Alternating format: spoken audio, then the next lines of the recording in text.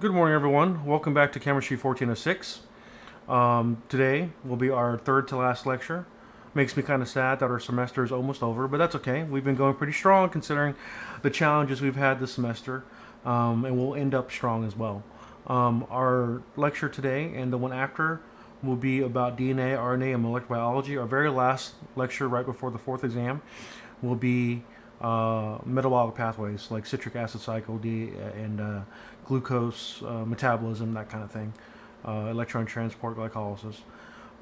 So, as always, the fourth exam will not include the metabolic pathways lecture, which is our last lecture. But the final exam will, but it will also include everything else from the very beginning of the semester as well. So be prepared for that. It's all coming up at the end of the semester soon. But for today, we're going to start talking about DNA. Let me go ahead and switch the view here, like I always do. And there we go. All right, let's get started. So DNA stands for deoxyribonucleic acid. And right now we're going to talk about the nucleic acid part, right? Nucleic acids are made up of three parts. We have the phosphate group right here, the pentose sugar right here, right? Pentose because you can remember it two ways. I remember it two ways. It has 5 carbons for penta, right? For pentose sugar. And also it's a 5-membered ring right here. See, 1, 2, 3, 4, 5. So pentose sugar. And then the part that makes everybody different is the nitrogenous base, right? That's where the genetic variation, the DNA sequence comes in to play. Whereas the phosphate group and the pentose sugar is the same throughout your DNA molecule. There are a couple of different nitrogenous bases. The first one is a pyrimidine. And a pyrimidine is a single 6-membered ring with nitrogens in it. Single 6-membered ring with nitrogens in it. A purine, though, is 2 rings, right? One 5-member ring attached to a 6-membered ring with nitrogens in it. Okay? So when we're talking about the nitrogenous bases, we're talking about adenine, guanine, cytosine, and thymine, right? Turns out that adenine and guanine both are purines, right? Because they have double rings that look just like this, right? And then cytosine and thymine, right, are single rings. So what are they? They're the pyrimidines. So the easy way to remember which is that pyrimidines is the longer name and it goes with a smaller molecule. Purines is a shorter name and it goes with the bigger molecule, right? And then when RNA comes into the question, the only difference is that instead of having a thymine there, you have a uracil there, right? But uracil is still a pyrimidine. Okay. All right. So let's take a closer look at nitrogenous bases, or DNA and RNA bases, right? And also the pentose sugars. So as we already discussed before, adenines, guanines, cytosines, and thymines are the basis of DNA. And then adenine, guanine, cytosine, and uracil instead of thymine are the bases of RNA. Down below we have the structure here for cytosine, uracil, and thymine. Notice they are all one single rings, right? And those are the pyrimidines. Remember that. Also remember that adenine and guanine are purines, and that's because they have 2 rings, right? I'm not going to make you memorize the structures of each one of the nitrogenous bases, but I do want you to know whether or not they are pyrimidines or purines. Then also, talking about the pentose sugar, right? Let's talk about the pentose sugar. Pentose because it has 5 carbons, 1, 2, 3, 4, 5, right? But the difference between RNA and DNA is the ribose versus deoxyribose, or ribonucleic acid or deoxyribonucleic acid. And that refers to what is on the second carbon of the sugar. So for DNA, there's a hydrogen there on the second carbon. Okay. Whereas on RNA, there's a hydroxyl group. So that's got some very interesting implications, because you want the molecule that's holding all your information for life, right, which is DNA, to be as stable as possible. That's the reason why you have movies that kind of stretch the imagination and say that you can, extract the blood from a mosquito from 65 million years ago that was preserved in amber, and somehow you're able to pull out dinosaur DNA, right? But I guess more realistically, excuse me, we can actually take samples of DNA from items of evidence that are decades old and are still able to produce viable genetic profiles from that, right? And that's because DNA, by its nature, is very permanent or very stable, and that's because of this H. And I'll tell you why in just a second, because RNA is the exact opposite. Our RNA is actually very, not unstable, but very ephemeral or temporary in nature. And the reason why is because RNA is not used for the storage of genetic information, but it's used for the translation of that genetic information into amino acids, which eventually become your proteins, right? So when the DNA makes RNA, and the RNA makes the amino acids that become the proteins, your body needs to stop having that RNA around after the protein's already made. You don't need to have that RNA around anymore, right? Too much protein or enzymes of any single kind or anything that could be very detrimental to the health of the cell. And so that's why RNA has got to be able to be kind of like self-destructive, or, like I said, ephemeral or temporary. And the way it accomplishes that, the way nature accomplishes that, is by having RNA have this hydroxyl group on the second carbon of the ribose, right? Recall from the previous slide that the DNA backbone is made of a phosphate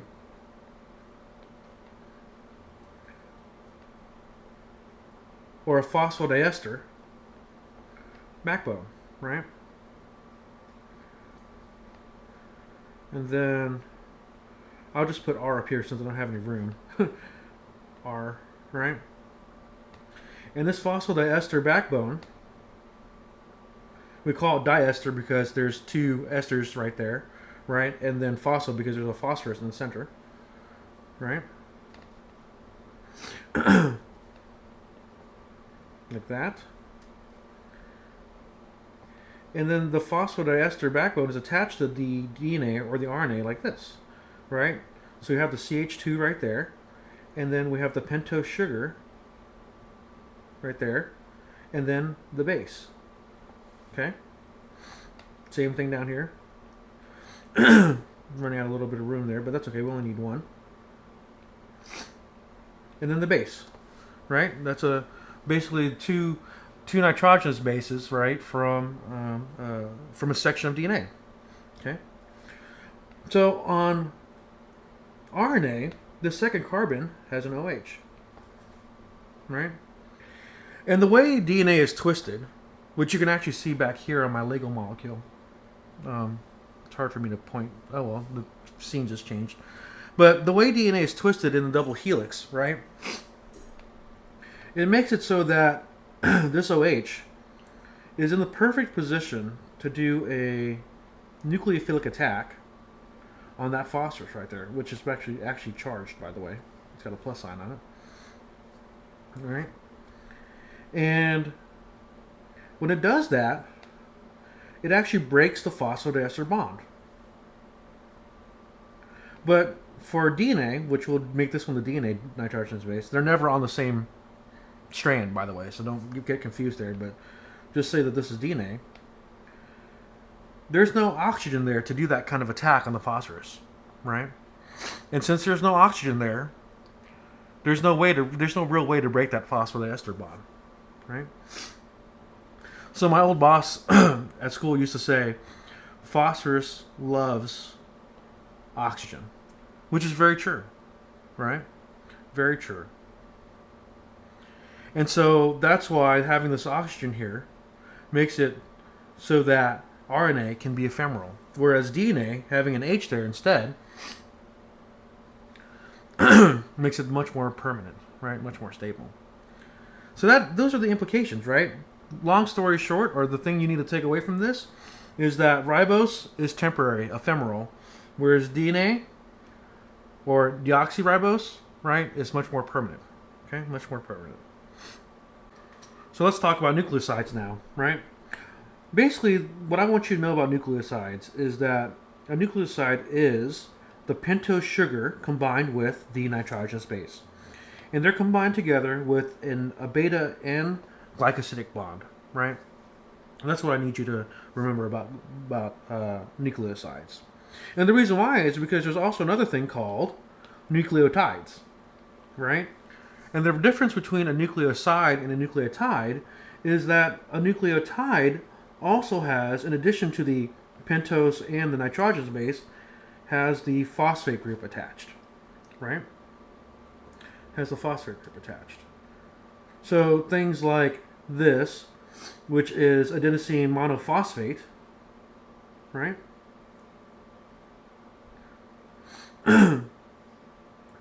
Or it could be deoxyadenosine monophosphate, because if there's an H there instead of hydrogen, right, in RNA. Or guanosine monophosphate, right? Or cytidine monophosphate, uridine monophosphate, and deoxythymine monophosphate, right? So that's the thing I want you to remember, is that the difference between a nucleoside, right, nucleoside, and a nucleotide is that a nucleotide has the phosphate group attached, whereas the nucleoside does not. It's just the pentose sugar and the nitrogenous base, right? So just a quick summary about DNA and RNA. Bases are adenine, guanine, thymine, cytosine. Sorry, I said that backwards. That's cytosine, thymine. Or in RNA, guanine, I said it backwards again. Adenine, guanine, cytosine, and uracil. The sugar in DNA is a deoxyribose, which means that it's got an H there instead of an OH, right? At the bottom, 2 carbon, the 2 carbon of the pentose, right? But on RNA, which is ribose, that 2 carbon has an OH, right? That's the difference. Remember that. Remember that the nucleoside in DNA is the base plus the sugar. Same thing with RNA. It's the base plus the sugar. And then the difference between a nucleoside and a that's a typo. That should say nucleotide. Is that the nucleotide has a base, the sugar, and the phosphate attached, right? Same thing here, base, sugar, and phosphate attached. And then nucleic acids are a linear chain of nucleotides. So that's that strand of DNA I'm talking about, right? Same thing with the RNA. It's also a linear chain of ribose nucleotides, right? Same thing. Let's see here. Next is... So let's start naming some nucleosides and nucleotides, right? So DNA nucleosides add deoxy to the beginning of their names. And then RNA and DNA nucleotides are given by their 5' monophosphate, right? So real quickly, adenine, if it's a nucleoside form in DNA, is deoxyadenosine. In its nucleotide form, it is deoxyadenosine monophosphate.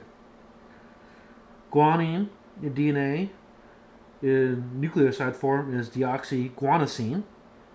In nucleotide is deoxyguanosine monophosphate. We use these abbreviations a lot too, the DAMP and the DGMP, also the DCMP, and then the DTMP, right? Moving on to the bases, right? Moving on to RNA. Adenine is just adenosine, whereas its nucleotide form is adenosine monophosphate, right? no D like there was here. Okay. Cytosine here is cytidine. So CMP is cytidine monophosphate, right? So the names are pretty self-explanatory. Just remember that whenever it's a DNA molecule, in nucleotide form, there's always a D. RNA, there's not a D, right? And then the rest of it is just the initial of the base, like adenine, and then the MMP is the monophosphate part. Which is self-explanatory because there's only a single phosphate group attached, right? Single phosphate group attached.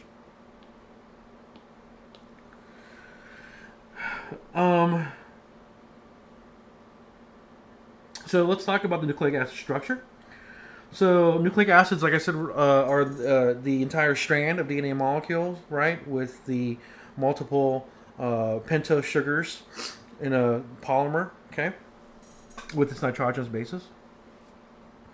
And so polymers are many nucleotides in which the 3' hydroxyl group of the sugar in one nucleotide bonds to the phosphate group of 5' carbon atom in the sugar of the next, right? So this is actually the opposite of what I showed you before with the RNA breaking sugars or breaking the DNA, breaking the nucleic acid apart. We're actually bringing nucleic acids together now, right? So quite literally, you can have a nucleotide right here, right? And then in the presence of some acid, okay, the oxygen here can do a nucleophilic attack on that carbon, right? You end up making a water, right, from these guys right here, the acid and the hydroxyl that was on the 3' carbon, okay, and then you form an ester right here, the phosphodiester linkage, as I was saying before, right? So the important thing to remember about this is that the link between the sugars of adjacent nucleotides is called the phosphodiester bond, which I talked about before already. Remember that. So onto the DNA or the nucleic acid sequence, right? Nucleic acid sequence is read from the sugar with the free 5' phosphate to the free 3' hydroxy group, right? So this is the 5' end. Excuse me. This is the 5' end of the nucleic acid, and this is the 3' end of the nucleic acid. And the reason why it's like that is because the carbon on this side here is the 5' carbon, or it's the 5th carbon, right? 1, 2, 3, 4, 5.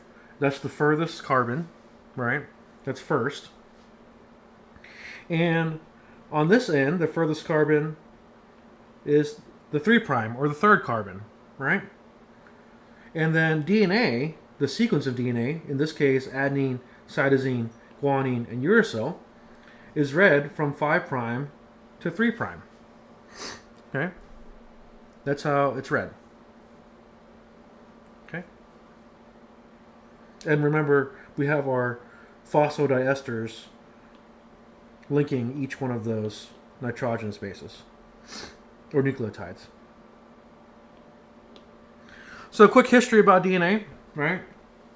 During the 1940s, scientists had already determined that DNA had the relationship of adenine to thymine and guanine to cytosine because they had equal amounts of each in a particular sequence, right?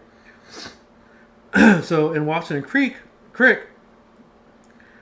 along with Roslin, by the way, they didn't even mention Roslin here, so I'm going to put Roslin in there. I don't think that's how you spell Roslin. That's embarrassing. And my nose is running, so I need to stop that again. So a quick history about DNA. In the 1940s, scientists had already discovered that adenine and thymine went together in the double helix of DNA, and guanine and cytosine went together in the double helix of DNA. right? And the way they figured that out is when they determined the composition of DNA, they found that there was an equal amount of adenine to thymine and an equal amount of guanine to cytosine, right? So really easy way to see the ratio, right? What goes to what. But then in 1953, James Watson and Francis Crick, which they don't even mention Franklin Rosalind here, but she was also instrumental in discovering the actual structure of the double helix of DNA, right? Don't forget Franklin Rosalind. She was there. She was an X-ray crystallographer, and if it weren't for her work, Watson and Crick never would have figured it out. Very, very, very important scientist, Franklin Rosalind. She is very important. Anyway, the three of them together discovered that DNA was a double helix, right, that consisted of two polynucleotide strands that wound around in a spiral staircase, which is the double helix, right? This little guy right here. Let's see if I can draw it. I'm never a good drawer. That's close enough. That looks like DNA, right? It contained the sugar phosphate backbones that are analogous to the staircase rails, right? Rails on a staircase, with the bases arranged like steps along the inside, right? And they are actually anti-parallel to each other, right? Where the 5' to 3' end is bonded to the 3' to 5' end in that direction, right? So if we were to look at a DNA molecule, let's see if I can draw it again here. A double helix like this. Oh, that looks really good, actually. Right? On this end would be a 5' end, right? But over here would be the 3' end. Okay? And then this would be the 3' end down here for the first strand. And then this would be the 5' end down here for the second strand. And that makes your double helix, where the nitrogenous bases are hydrogen bonded to each other in between the double helix, right? And remember, DNA is read from 5' to 3' end, right? Remember that. That's important. And don't forget Rosalind either. So, like I was saying before, they complement each other. They go together, right? A's and T's go together. Adenines and thymines go together. And the guanines and cytosines bond together. How do they bond together? With hydrogen bonds, right? On adenine, it's a hydrogen bond from this amine group to this oxygen, this carbonyl. And also the hydrogen bonding between this nitrogen, this hydrogen on this secondary amine and this nitrogen, right? But the thing I want you to notice is that between the bond, the hydrogen, between the adenine and thymine are actually two hydrogen bonds, right? Two H bonds, right? Compare that to the bonds between cytosine and guanine. Very similar, right? Carbonyl hydrogen bonding to the amine right there. There's very similar hydrogen bonding happening there and happening there as well. But the thing that's different that I need you to know is that there are three H bonds here. Okay? Three hydrogen bonds. So you can then safely state that the bond, right, between the hydrogen bonding, or the bond between guanine and cytosine, is slightly stronger than that of the bond between adenine and thymine inside the double helix. And that has very interesting implications as well too, right? So we'll talk about this in more detail later. But there's this thing that we do called PCR, or polymerase chain reaction, okay? And it's when we take a targeted sequence of DNA from a larger sequence of DNA, right? A gene, right? And we amplify it from a single molecule of DNA to millions of copies, right? And we amplify one section of it. So one very specific that we are interested in section, right? So to do that, we actually have to do many analyses, and one of those analyses is called the GC content, or the guanine cytosine content, because the more hydrogen bonds there are between the two nitrogenous bases, the harder it is for us to unzip it, right? Because you have to unzip the DNA before you can actually access the genetic information and see what the nitrogenous bases are. And so if there's a certain sequence that we're targeting in DNA, a strand of DNA, that we want to amplify, and the GC content is too high, it makes it very, very difficult for us to be able to amplify that, or even create primers to target that, right? And we'll talk about more about primers and amplifying and PCR later in the lecture, but that's the practical implication of having 3 bonds to 2 bonds, hydrogen bonds, right? GC content is very important in doing molecular biology work, right? GC content. And we'll talk more about that later on. But just remember, though, between adenine and thymine, right, 2 hydrogen bonds. Between guanine and cytosine, 3 hydrogen bonds. Oh, yeah, and also I forgot to say, too, excuse me, adenine is a purine, and it bonds with a pyrimidine, thymine, right? And guanine is a purine, and it bonds with the pyrimidine cytosine, right, in the double helix of DNA, right?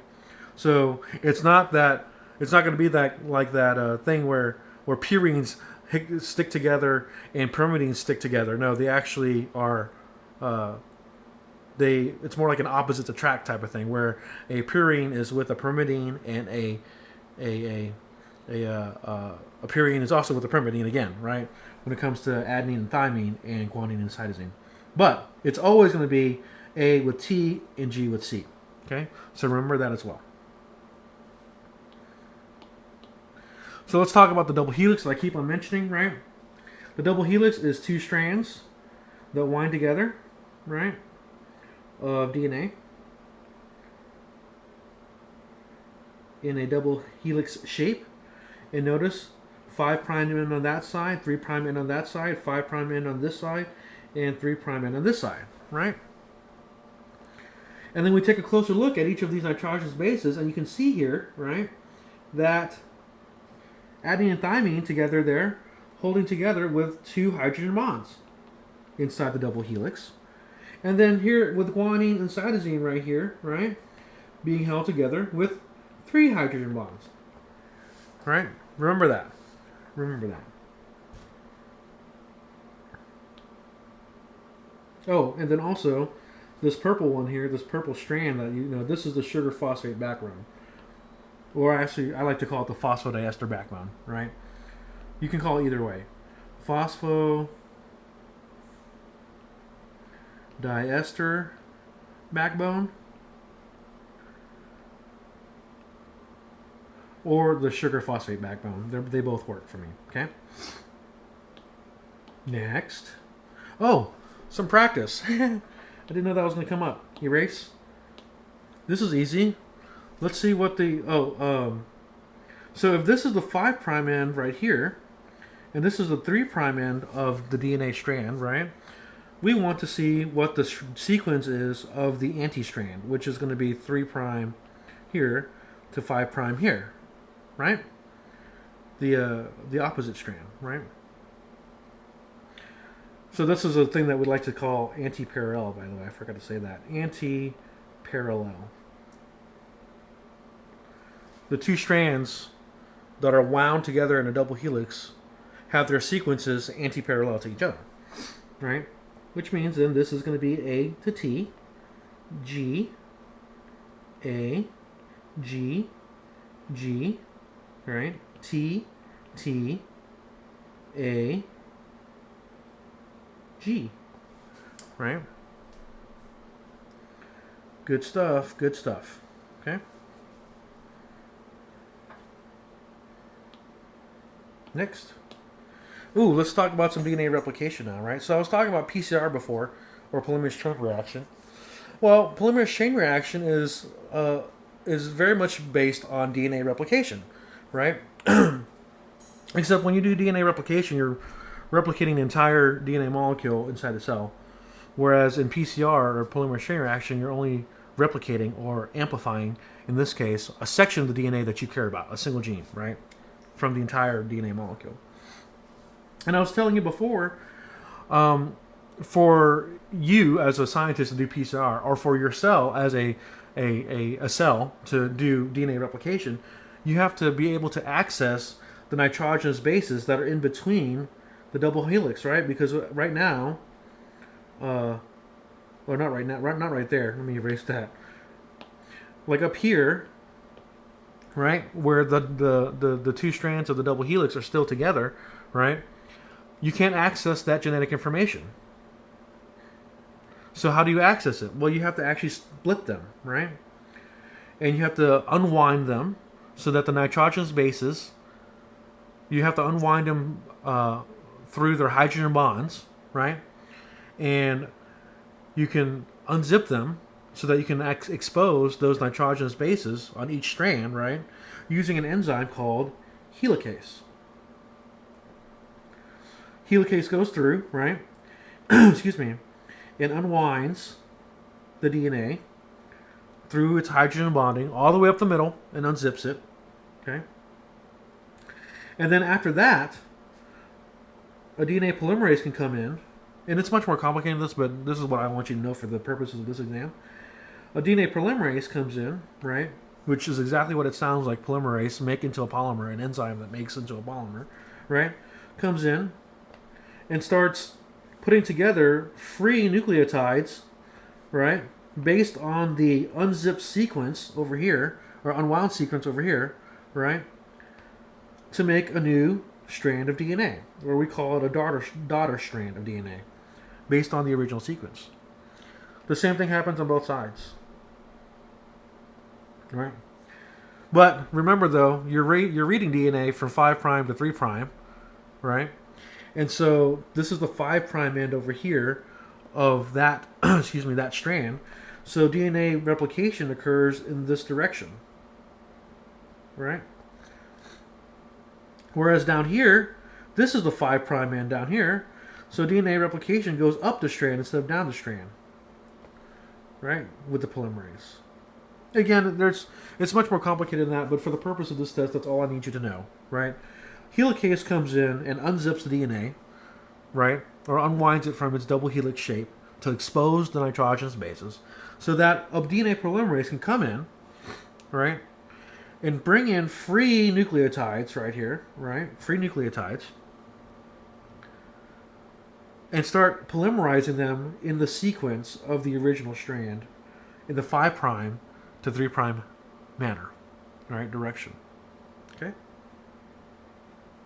And that complementary, that's all based on complementary base pairing, of course, where A's go to T's and then G's go to C's, right? So if the polymerase sees that there's a C there at the very beginning, like right there, it's going to bring over a G, right?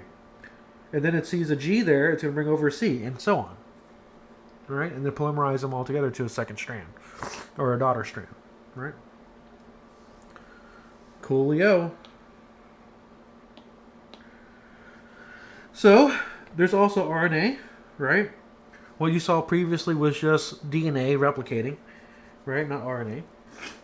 And like we said before, RNA is the same thing as DNA, except instead of thymine, it has uracil.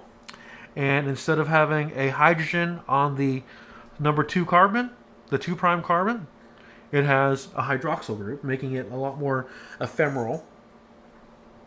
Okay? Excuse me. And the other main thing that's different too is RNA is usually single-stranded. Okay? Compare that to DNA, which is double-stranded, and that's why it's a double helix, right? And then RNA molecules are much smaller than DNA molecules, and the reason why for that is because, like I was saying before, DNA will only become RNA, excuse me, will only code for RNA that's for a specific gene that makes a specific protein. And once you're done with that, when you're done making the protein you need to make or the enzyme you need to make for a particular function, you don't need any more of it. That RNA breaks down, right? Due to the fact that it has that that nucleophilic oxygen right there, right? Or sorry, electrophilic oxygen there, right? That wants to attack the phosphate, because remember, phosphate loves oxygen, right? So they're smaller. There are 3 types of RNA that you need to know about. There's mRNA, right, which is messenger RNA. It carries genetic information from DNA to the nucleus of the ribosome. Sorry, excuse me. It it carries genetic information from DNA in the nucleus, right, to the ribosome in the cytoplasm. The ribosome is where amino acid synthesis occurs, or protein synthesis occurs, right? Or peptide synthesis, right? Then there's transfer RNA, right? Transfer RNA intercepts genetic information in the mRNA, right? It brings in the specific amino acids for the protein synthesis, right? Sorry, I mixed up there. There is something separate. Amino acid synthesis is completely different from protein synthesis, right? Because when you bring in the amino acids into the ribosome, this is getting a little messy, so I'm clear this, okay? When you bring in the amino acids into the ribosome, so they can be attached to each other based on the RNA sequence, the transfer RNA sequence, those amino acids are already synthesized. They're already in the 20 different structures that the amino acids that you learned about last lecture about, right? They're already together and they're ready to be put into a peptide. There's also amino acid synthesis, right? Where you actually have to make those amino acids, and that's a completely different lecture, right? But here we're talking about protein synthesis from already synthesized amino acids, okay? And then we have the 3rd type of RNA, which is ribosomal RNA. And this is the most abundant type of RNA. And the reason why is because it combines, these structures combine into secondary structures with other proteins to make the ribosome, right? To make the ribosome. So previously we didn't know that that RNA could actually become a secondary structure that's functional, right? But it turns out that it can, much like amino acids can, right? In this case, it's the ribosome that actually makes the protein synthesis, that carries out protein synthesis. So, quick little thing here, little review summary of RNA. Ribosomal RNA or rRNA is about 80% of all RNA in a person, and it is the major component of ribosomes in the site of protein synthesis. Messenger RNA or mRNA is only about 5%, which makes sense, right? The only purpose you have of messenger RNA is to take the DNA, is to take the information from the DNA in the form of RNA and take it from the nucleus where the DNA was and move it to the ribosome, right? So it carries information for protein synthesis from DNA to the ribosome, right? And then transfer RNA is what actually, it's 15% or tRNA, 15% in people, and it actually transfers amino acids, right, to the ribosome to make protein synthesis based on the to carry out protein synthesis based on the sequence that's on the mRNA, right? So a quick thing about tRNA structures or transfer RNA structures, right? They're about 70 to 90 nucleotides long, and at the 3' end of the sequence, right, there's actually is where the amino acid is attached.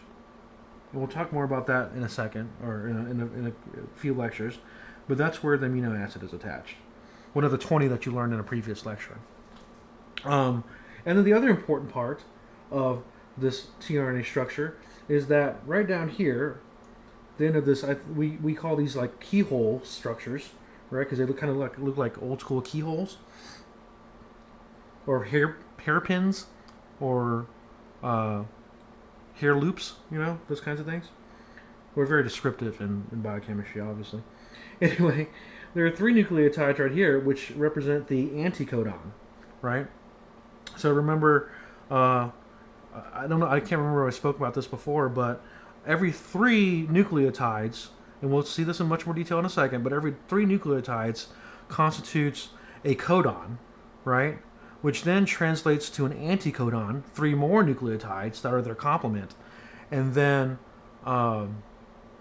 that anticodon is attached to a this piece of tRNA right here, right? And then that piece of tRNA is attached to an amino acid, right? So that's what you need to remember there. So anticodon is on the tRNA molecule, okay? We'll talk more about this in more detail in a later slide, but I just wanted you to know just ahead of time that the amino acid's connected to the tRNA, and then you have the anticodon right there. So let's talk about protein sequence. Not sequencing. That's a completely different thing. Protein synthesis. Okay. Protein synthesis involves transcription, and what that is, it's the transcription of the DNA genetic material or nucleotides into a piece of RNA, mRNA. Right. That's the transcription process. So the sequence that's in the DNA, like the A, T, G, C, T, T, A, that sequence, right, gets transcribed into a strand of RNA. Very similar, in a very similar fashion, that DNA is being replicated, except instead of using DNA polymerase, it uses RNA polymerase. Okay. So once transcription happens, and you get that DNA molecule making a mRNA molecule of the complementary sequence, you get a piece of RNA right here, right? Short, compared to the really long, DNA, right? After that, there is a process called translation, where the mRNA, right, leaves the nucleus and goes into the cytosol, or cytoplasm of a cell, and meets up with a piece of tRNA, or meets up with some tRNA,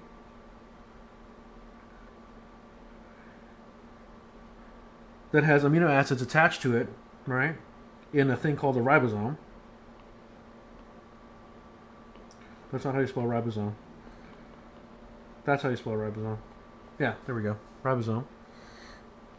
In a ribosome. And that's where translation occurs, where the DNA sequence that got turned into an RNA sequence then becomes that same DNA sequence again in translation, but except since it's a piece of RNA, it's uracil instead of thymine, right? And based on that previous slide I told you, right, each three of those nucleotides here, right, are representative of an amino acid, because the tRNA has the anticodons attached to the amino acid, right? I know it sounds complicated. We'll get more detailed in a second, or not more detailed, but we'll look at it more deeply. So the genetic information in DNA is replicated in cell division, and is used to produce RNA, that is the code for amino acids needed for protein synthesis, right? So those are the two processes that you need to remember right here: transcription and translation. Okay, those are the two processes. Transcription is DNA to RNA. Okay, and then translation is RNA to protein. Okay. Watson and Crick came up with this thing called the central dogma, right?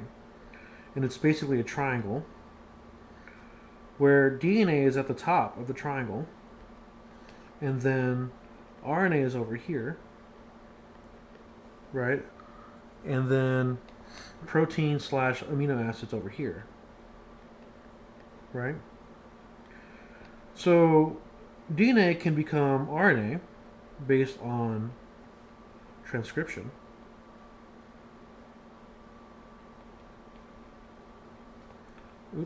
Transcription, right?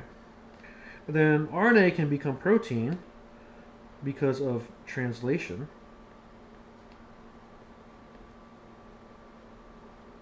Okay. And then DNA can make more DNA through replication. Right? Replication.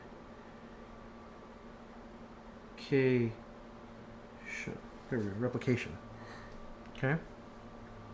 And that's a central dogma. We have yet to be able to go from protein back to DNA. I mean, there's viral ways, like with reverse transcriptase and such.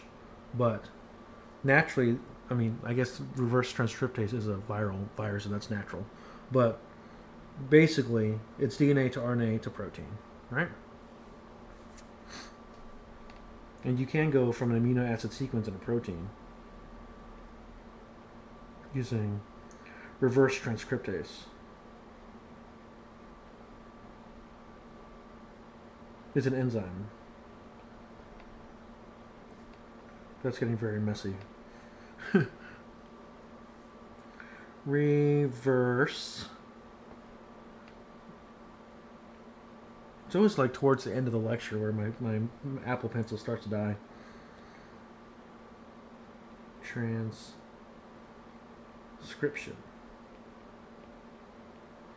And that's done by an enzyme called reverse transcriptase. Right? Moving on, sorry, went on a tangent there. Excuse me.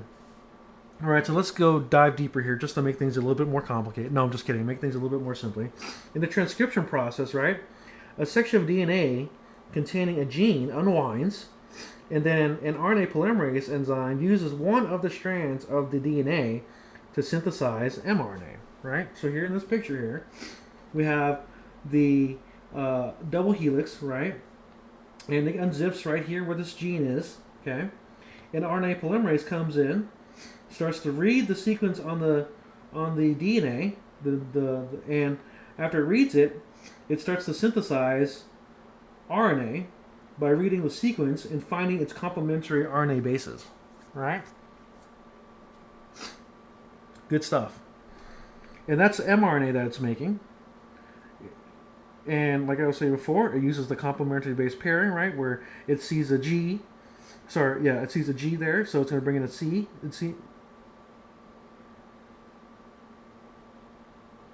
Oh, I got a little backwards here. It sees an A there, right, in the DNA sequence, and it brings in a U. It sees a T here in the DNA sequence. It brings in an A. It sees a G, brings in a C, sees a C, brings in a G, sees a T, brings in an A, sees a U, sees an A and brings in a U, right, instead of thymine, and then sees a G, brings in a C, sees another G, brings in this C, and then sees a C and brings in that G, right? And it keeps on going until it's done. That's done by RNA polymerase, okay? And once it's finished, there's a termination point in the DNA sequence, and we'll see that in a second, right? And the mRNA is released.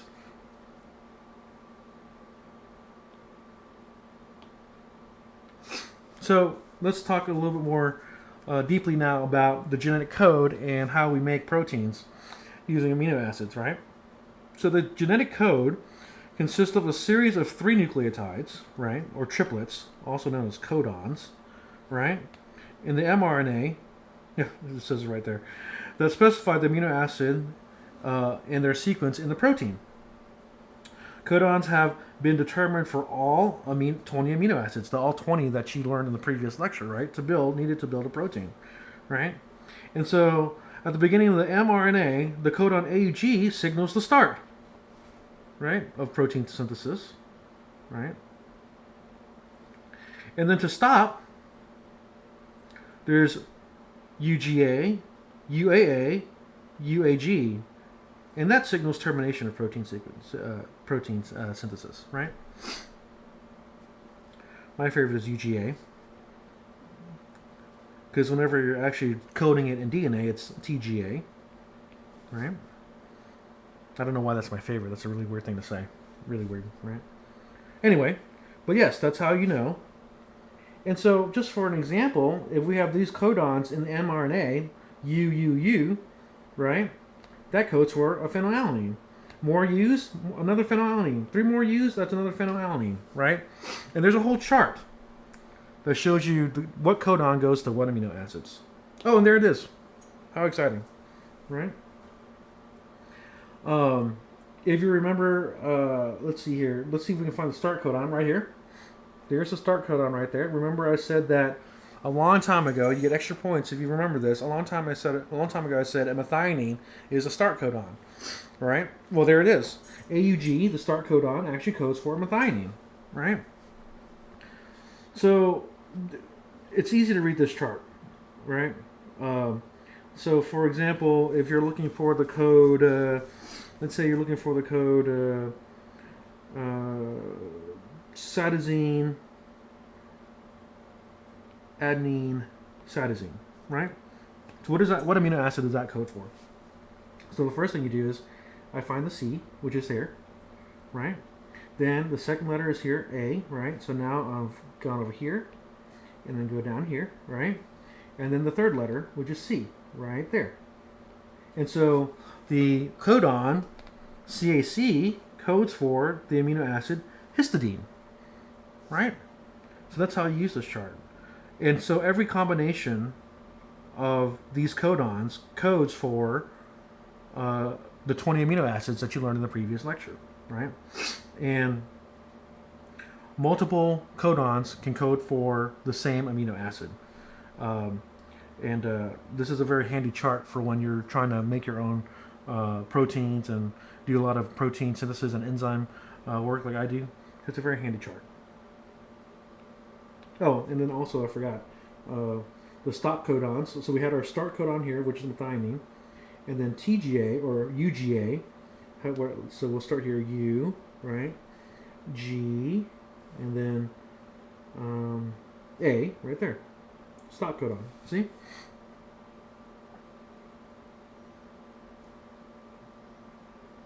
So those are things I want you to remember. The start codon methionine, the stop codon UGA, right? And just basically how to read this chart. Okay? Oh, look at that. It's going to make us practice. Okay, so we have CCU. So C, let me clear this now since we need to see this chart completely.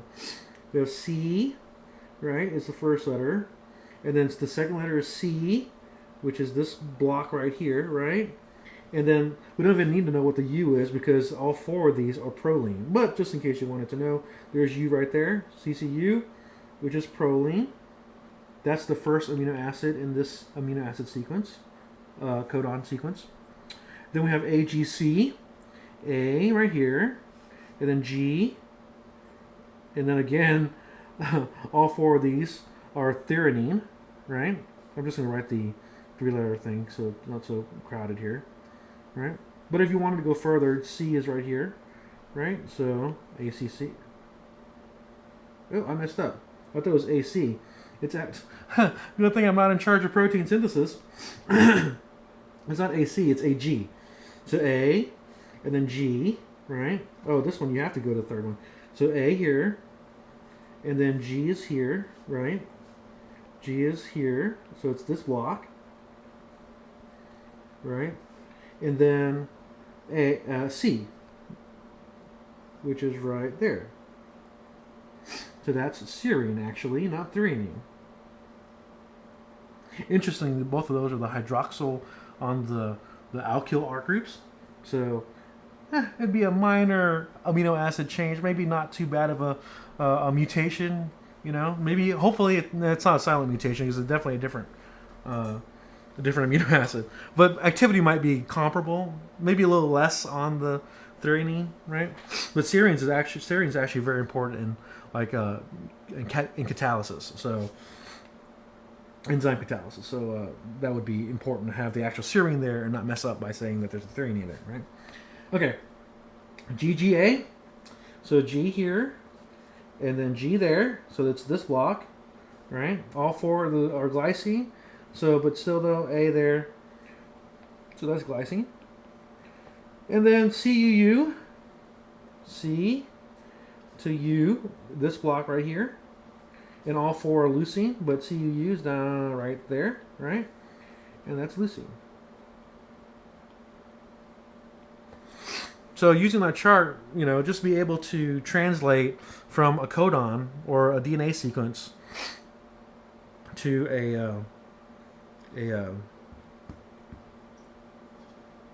RNA sequence to a amino acid to make yourself a little peptide chain right there, right? Activation of tRNA. I said we'd get close.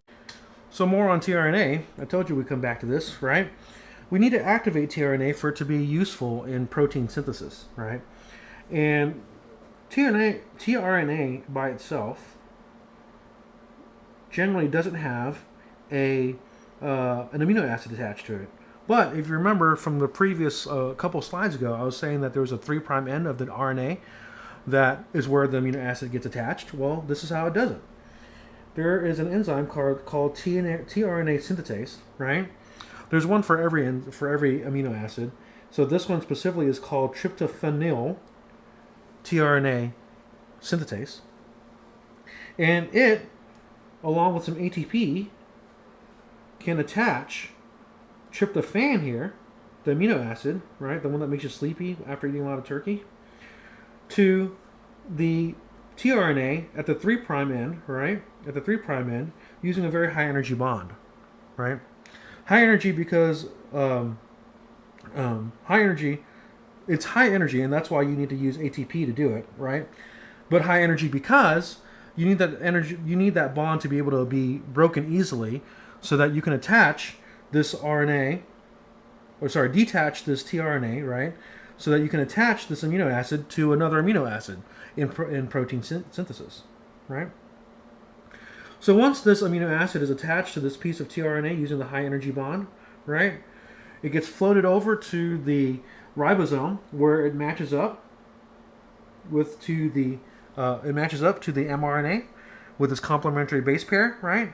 And that's how an amino acid, the next amino acid in the chain, gets attached to the ever-growing peptide chain that will eventually become a protein, right?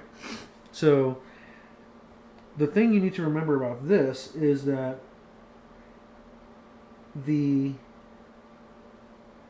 enzyme is tRNA synthetase, right? It's tRNA synthetase. So here we have not a piece, but we have one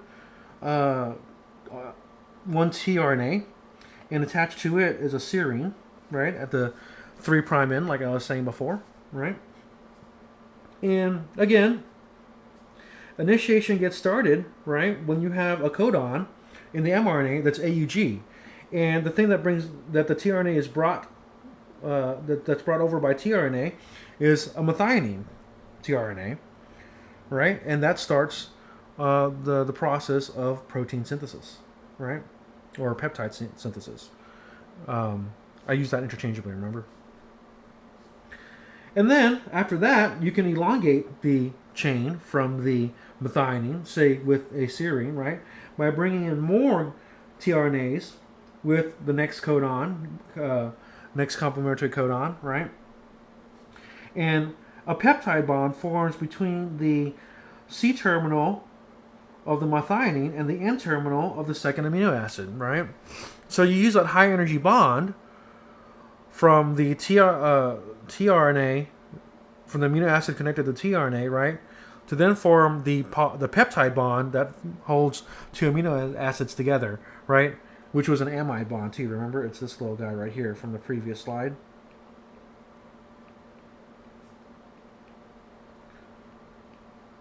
Right? So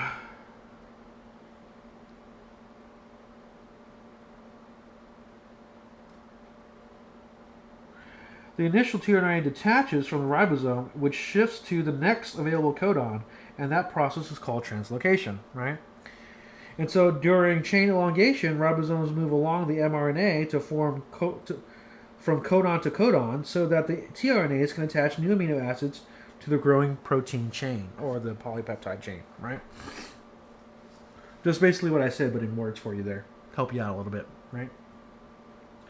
So the thing I want you to remember, though, is that the tRNA brings over the next amino acid that's in line, right, based on the codon that's in the mRNA, and it attaches the next amino acid to the original amino acid that started, right, that's before it, by using the amide bond, which is the peptide bond, right? It breaks off from the tRNA, like for example the serine, right, and attaches that serine to the methionine. Say that was the first one. It's always the first one, right? By using a peptide bond. That's what I want you to remember from this.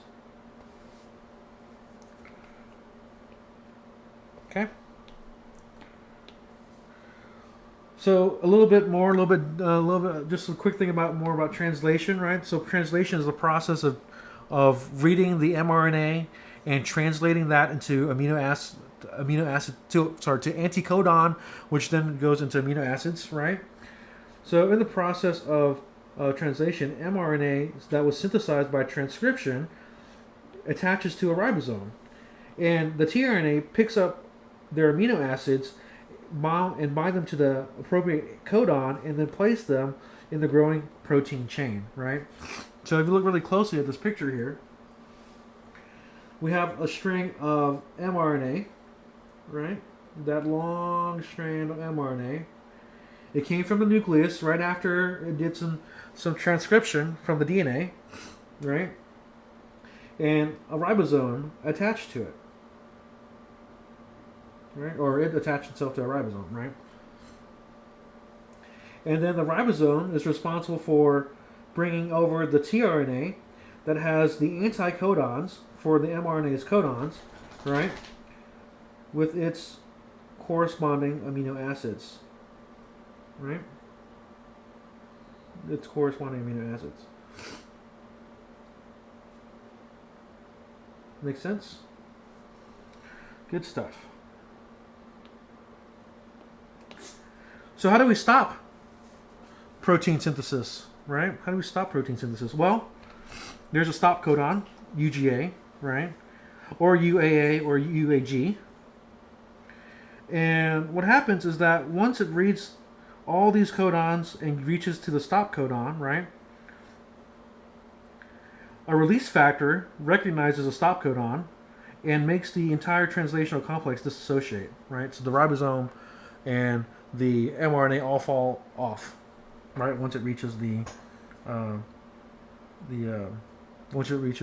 stop codon, right? So, quick summary then of protein sequencing. I keep on saying sequencing. Protein synthesis, right? First, we begin with DNA transcription. That's where the DNA template is used to produce mRNA, right?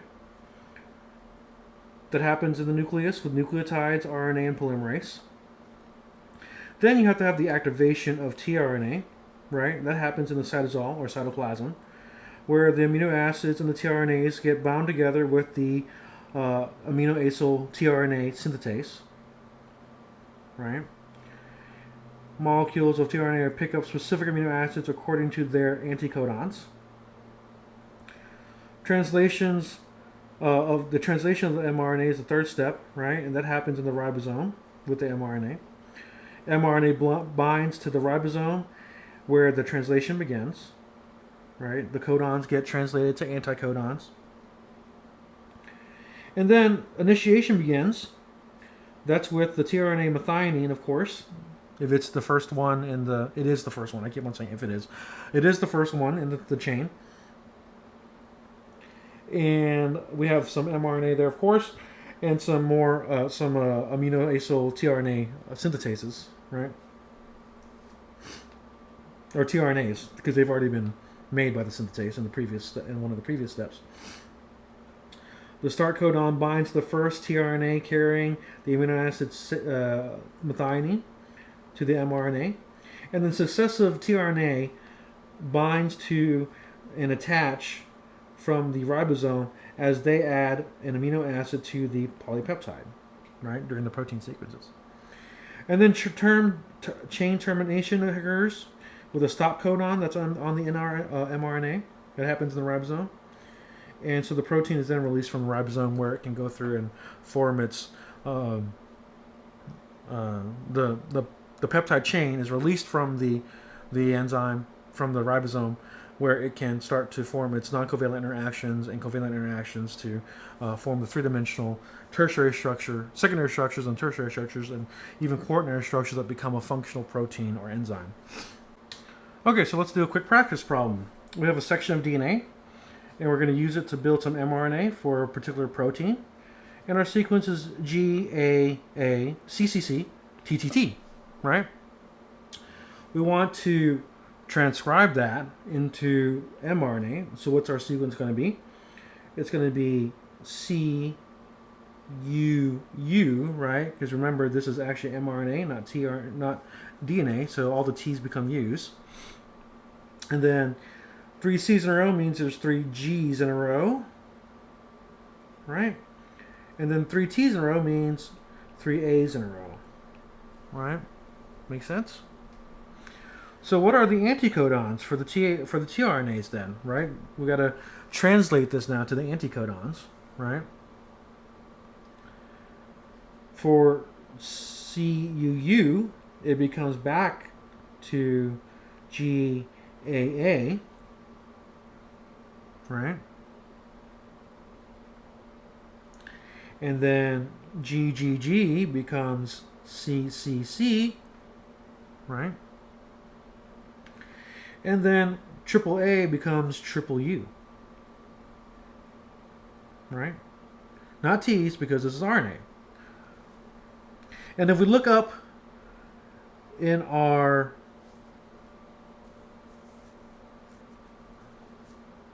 our chart, we look up in our amino acid chart which ones they are, right? Remember that in our amino acid chart, they're not anticodons that are in that chart, they're actually codons, so we need to go back to the codon, which are those. And so CUU in the codon chart actually is leucine. And then GGG in the codon chart is glycine. And then AAA or AAA translates into lysine. Not leucine, but lysine. So that's one of the mistakes people make. People try to look up the anticodon in the codon chart, right? Remember, this is the anticodon. You're going to get completely different amino acids when you look up those letters in the codon chart. So you need this one. You need the codon chart. Right? You need the codon chart. You have a codon chart. You need to use the codon, right? Yes. Right? So some practical stuff with DNA now. Turns out that there's a lot of antibiotics that inhibit protein synthesis. For example, chlorine phenol, right? This inhibits the peptide bond formation, preventing the binding of tRNA. There's erythromycin, right? This inhibits peptide chain growth by preventing the translocation of the ribosome along the mRNA. So as the mRNA is moving along, reading the mRNA, as the ribosome is moving along, reading the mRNA, right? That's called translocation, and this prevents translocation of the ribosome. Puromycin causes the release of an incomplete protein by ending the growth of the polypeptide early. There's streptomycin, prevents proper attachment of the initial tRNA. And then there's tetracycline, which presents the binding of tRNA at all. Now these are different antibiotics than what we talked about before, which are the beta-lactam antibiotics, right? Beta-lactam, right? And those were the antibiotics that had the 5-membered ring that was kind of unstable, or 4-membered ring that was kind of unstable. and it would actually prevent the formation of the bacterial cell wall, right? The peptidoglycan cell wall. So that's the difference between these DNA-based antibiotics and then the beta-lactam antibiotics like penicillin or amoxicillin, right? Things that you get like in for basic bacterial infections, right? There's another DNA one here called Flagyl, right? That's another really, I think that's how you spell Flagyl.